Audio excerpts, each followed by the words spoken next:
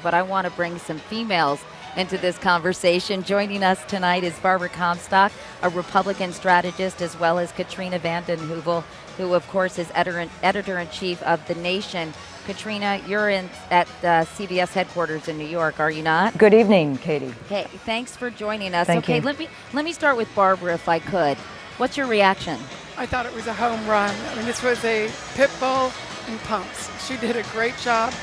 She has a reformer spirit. I think that the thing that John McCain is most known for just in general is reform. And she came in and explained in detail how she tackled ethics reform, how she challenged the big boys and big oil and everybody in Arkansas, how she sold that luxury jet on eBay, and how as an executive she performed and she delivered. I mean, this was, a woman in charge, and it's incredibly impressive. Katrina, it seems to me that part of her speech, and much of it, was spent trying to be relatable, trying to kind of project the image. Listen, I'm a real person. I'm a small town girl. I'm a hockey mom.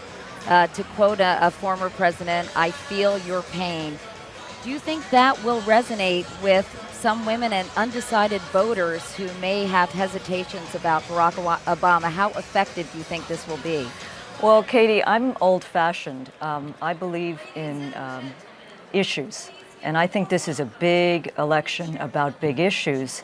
And while her story, Sarah Palin's story, is compelling. I mean, it's, my daughter, my 17-year-old daughter has given up on reality TV. She doesn't need it. She has this election and campaign.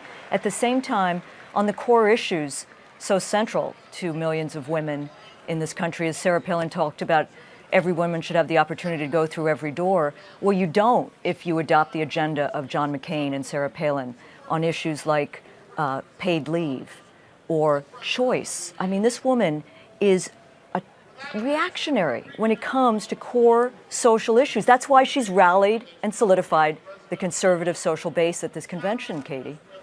And do you think that, after all, policy does trump biography at some point, right, Barbara? I mean, do you think that her story will only go so far in terms of promoting her candidacy? She was talking about the issues as well as telling her story. She was talking about those kitchen table issues that she, more than I think any candidate who's dealing with these day-to-day things, really can relate to, because she's having not only to balance the budget of Alaska, she's balancing her own, working with her family, with a large family, juggling all these things. But she was talking about the real issues and policies, and I think that's going to be a big part of why this team is successful. You can send her into blue-collar area. I mean, she talked about those small towns that have been derided by other candidates as bitter, gun-toting, Bible-clinging areas, and she's speaking to those people. I was sitting in a box where there were a number of Hillary Clinton people there saying this woman resonated with them because of the real life she's leading. This is not a celebrity. She didn't start running for office to be somebody. She was running for office to do something and get it done, and she's delivered, and she delivered tonight, and I think we're, she's She two gave for a good, two now. She gave a good out, speech. She gave a good speech, and no one expected that she would do anything less than give a hell of a speech. I mean, there is a reason her nickname is Sarah Barracuda, and one has to admire her life story, but at the same time, there was a subtext in this speech, Katie, and all night, a kind of ugly, insidious, if you're not with us, you're anti-American, and it is hypocritical and ludicrous that the Republican Party of John McCain is now taking up bashing the corporate elite media when John McCain has said the media is my base, and this man has not he's received adoring coverage until recently. And what is the role of the press except to raise tough questions about political candidates of all parties? So I think what's going on here is like Pat Buchanan, it's like Spiro Agnew of 1968. It's a right-wing cultural populism which is going to rally a base. The charge that the Democrats are elitists is ridiculous when you look at what has gone on in this country in the last 8 years. 0.01% of this country, the wealthiest, have received more than a quarter of the growth of this economy.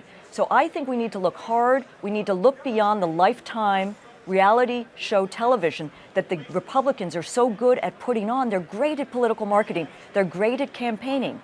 But governing, look at the state of this country and look what could be if the Republicans are taken out of office after 8 years of ruinous plunder, and that is what this election should be about, Well, not I think that's Sarah exactly what she Palin's was children. talking about. No, that's what she was talking about, how she cut budgets, how she took on the establishment, how she shook things up. She was That's for exactly that what bridge they have before she was doubled- against it. They've And she, doubled down on that reformer spirit. Alaska is the 6th largest recipient of federal aid per Listen, capita. Katrina, you know Who she can be took on a anti-government when sitting- you get that kind of money from the federal Okay. government? Okay, ladies, I feel like I'm on a cable news show. It's I get very exciting. passionate about this, Yeah, Katie. yeah, I'm sorry. I'm sure you do, and it's good that you both do because it's good to hear your points of view. Joe Trippi, what do you think? I mean, I'm interested in what Barbara said, that Hillary Clinton supporters were wowed by this, but you say there's a real difference between sisters and Sarahs when it comes to female voters. What do you mean by that? Well, I mean, one of the interesting things is when you look at the Democratic convention, Hillary Clinton brought the convention to its feet,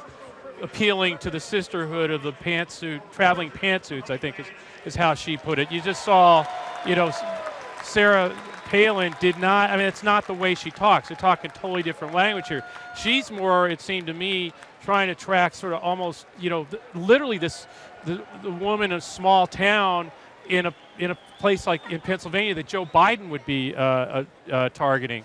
And so I think it's in an interesting way she's sort of fighting Joe Biden for the lunch bucket crowd in a way that Hillary Clinton doesn't talk about. It's not the women that Hillary Clinton was attracting to her campaign. Okay, I'm going to get to some web questions. That is who Hillary Clinton was actually. That's why she was beating Barack Obama in all those small towns. She was Her blue getting collar those votes. appeal. She had. There is a subsection of Hillary voters that blue collar vote. It's not all of them. I understand the Upper East Side of New York Hillary supporters aren't going to be, but that lunch bucket group, a lot of working women, blue collar families, this is somebody who is going to appeal to them, and those people often are culturally conservative. They don't represent the kind of views that Katrina's talking about tonight. I'm a little worried, Katie, if I could just jump in. I do think that, the Economist cover last week was Bring Back the Real John McCain. And I think John McCain is at risk here of losing those independents and moderates that he hoped to pick up, because I do think Sarah Palin brings a very socially conservative, ideological agenda. And I think there are women in Pennsylvania, as Barbara speaks about, who may have a 17-year-old daughter, and they want her to have the choice, a decision that Sarah Palin talks about her daughter having. And if Sarah Palin imposes her personal agenda, Or Senator no Bob Casey of abortion, Pennsylvania, even who's in the case of pro-life. incest or rape, that was not John McCain's policy. But Katrina, having said that, there are some female voters who are not single-issue voters. No, I know, and I understand that, Katie, but I'm talking about those women who might have opted for John McCain but are a little worried because it does seem the party is going again back in a much more socially reactionary Karl Rove direction, when John McCain was a maverick many years ago, and he's flipped so many times. He's not, which is why The Economist cover, not a left-wing magazine, asks, bring back the real John McCain.